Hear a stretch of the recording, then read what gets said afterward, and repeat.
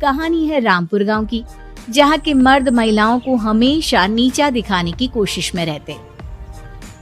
अरे अभी तक खाना नहीं आया, क्या मुझे एक और शादी करने की जरूरत है? नहीं जी नहीं, ऐसा मत करना, वरना मैं कहाँ जाऊंगी। खाना लेकर मैं अभी आई जी। गांव की पंचायत में भी फैसले हमेशा औरतों के खिलाफ ही रहते। मैं जो फैसला सुनाता हूँ वो भगवान की आज्ञा होती है। इस लड़के ने अपने मन से शादी करके अच्छा नहीं किया। लड़के को घर भेज दो और इसकी शादी इसकी जाति की किसी लड़के से करवा दो, लेकिन ये लड़के, इसे तो गांव के बाहर निकाल दो। नहीं नहीं जमींदार साहब, ये क्या बोल रहे हैं? ऐसा नहीं हो सकता। मेरी बेटी मासूम है, इसे अच्छे बुरे की समझ नहीं है। अरे कहाँ जाएगी ये बेचारी? कहाँ जाएगी? इतनी चिंता है तो पूरे परिवार का गांव निकाला कर देते हैं। बेचारे पूरे बसे बसाए परिवार को गांव छोड़ना पड़ता है। चाहे जो हो, अगर बेटियों को कंट्रोल नहीं कर सकते तो गांव में रहने का कोई मतलब नहीं है। यहाँ औरतों को दब कर रहना होगा। कोई भी अपने हिसाब से कुछ नहीं कर सकता, सब ईश्वर की मर्जी से ही होगा। तभी गांव का एक आदमी दौड़ा दौड़ा आता है।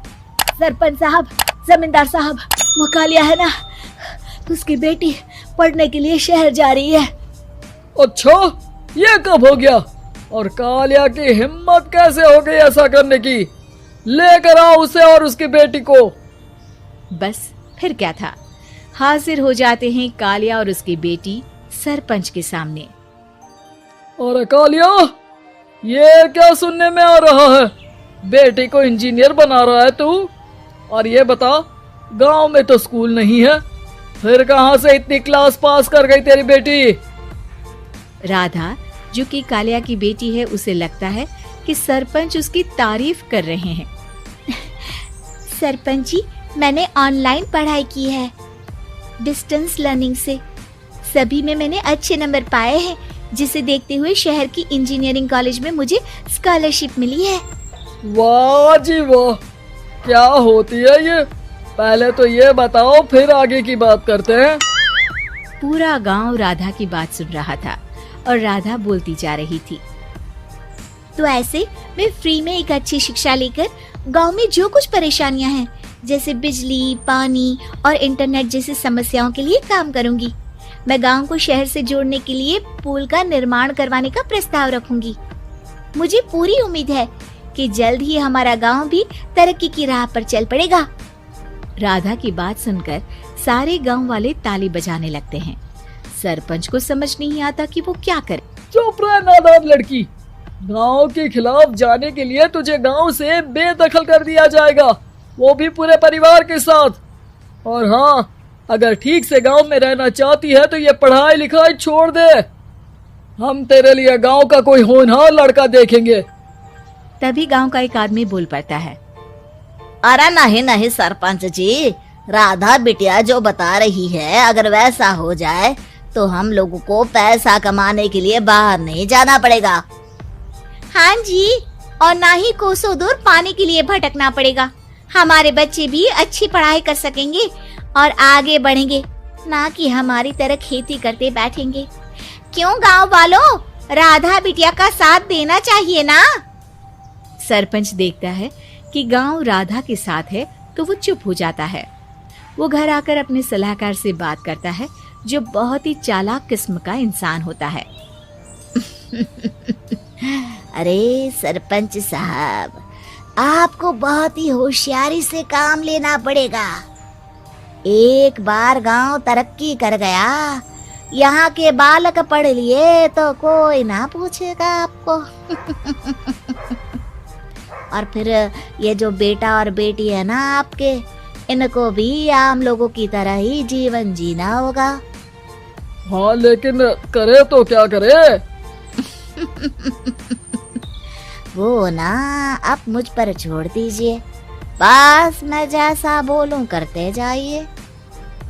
अगले रोज सुबह जब गांव वाले सोकर उठते हैं तो राधा के घर के बाहर और साथ ही वो लोग जिन्होंने राधा का सपोर्ट किया था, उनके घर के आगे लाल रंग से कल आऊंगी लिखा होता है।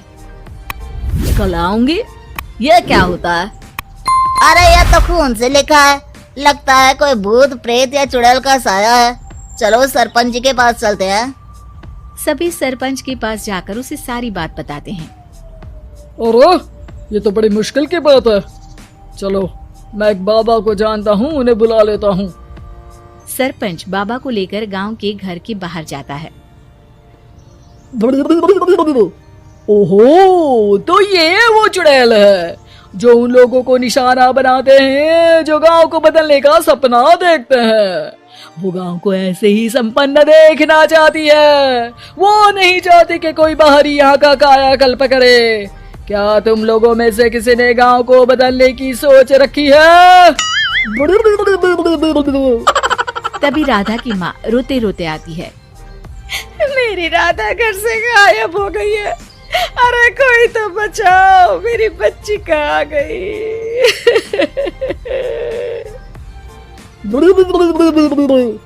ले गई वो चुड़ैल, तेरी बच्ची को ले गई। अब वो उसे श्रापित करके छोड़ेगी, उस पर चुड़ैल का साया हो जाएगा। तभी बुरी सी हालत में राधा भी वहाँ आ जाती है। उसके बाल चुड़ैल की तरह फैले होते हैं और कपड़ों में खून लगा होता है। सभी राधा को देखकर डर जाते हैं। माँ, पता नहीं मुझे कौन उठा कर ले गया था। अरे दूर दूर हो जा चुड़ैल, अब हम लोग इस गांव में नहीं रुकेंगे। अरे कैसी बातें कर रहे हैं आप? कल तो आप मेरे भरोसे गांव का हुलिया बदलने, अपने बच्चों को पढ़ाने और तरक्की उन्नति की बात कर रहे थे, तो आज क्या हो गया आपको? ये फिर तुम लोगों को बहकाएगी। ये चुड़ैल गांव में आ चुकी है, ऐसे ही ये तुम्हारे घर के बच्चों को भी ले जाएगी। गांव वाले राधा को गांव से बाहर निकाल देते हैं। उसके माँ बाप रोते रहते हैं, लेकिन गांव वाले नहीं मानते। मैं भी अपनी बहन के साथ गांव के बाहर रहूंगा, लेकिन वो पढ़ाई नहीं छोड़ेगी। वहीं सरपंच के घर पर सलाहकार कहता है। देखा, सांप भी मर गया और लाठी भी नहीं टूटी। लेकिन अगले ही दिन सरपंच के घर के बाहर भी वही शब्द लिखे होते हैं। और फिर सरपंच की बीवी कहती है, हमारी बेटी को किसी ने अगवा कर लिया है। तभी राधा का भाई वहाँ आ जाता है। अरे गांव वालों, मैंने सरपंच जी की बेटी को देखा था। वो चुड़ैल उसे उठाकर ले जा रही थी। अरे क्या मजाक कर रहे हो? नहीं नहीं सरपंच जी, आप नहीं जानते। वो चुड़ैल अब आपकी बेटी में आ जाएगी, जैसे राधा के अंदर आ गई थी। तभी सरपंच की बेटी वैसी ही हालत में वहाँ आती है जैसे राधा आई थी। पापा, पता नहीं कैसे मैं गायब हो गई थी। चुड़ैल, इसके अंदर भी चुड़ैल का साया है, मारो इसे।